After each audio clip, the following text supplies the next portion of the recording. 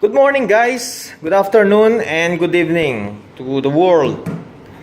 Okay, we are here to demonstrate how to configure the wiring of Panasonic VL-SV30CX. Okay. So if you have this diagram, it's better. Just follow the steps from 1 to end. Okay? So you have the diagram here. I will explain to you how this is your door station. Okay, this is your door station now. Door station connected into D1, D2. D1, D2 is connected behind. This is the D1, D2. We use the Cat6 cable so we can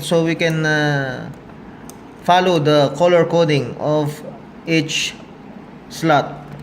Okay, D1 and D2. This is for the door station. Okay, door station. Make sure that it is tight correctly. Okay, and secure. The next thing is you need if you have two door station, it's better. You can connect to the D3, D4. Okay, it's here. D3, D4. If you have the two pieces of door station. If not, it's okay. Now, if you have a door lock, okay, we have to connect the door opener from S1, S2, or S3, S4. For the meantime, we have only one door opener. So, we will connect here S1 and S2. The same procedure, color coding, use any color you wish. Okay, for example is in my device I use blue and white blue.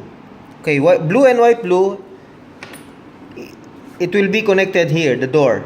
Okay, blue and white blue. Here we go. This and this. Okay, so make sure that this one, if you press the door key, it should come out here a 24 volts to open the door opener. Okay, so to make it sure, just use a tester. Okay, and for that, your configuration wiring will be in proper place, in proper configure.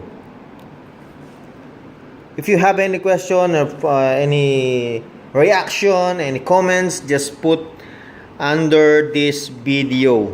Okay, with me right now is Mr. Leo, the genius guy here.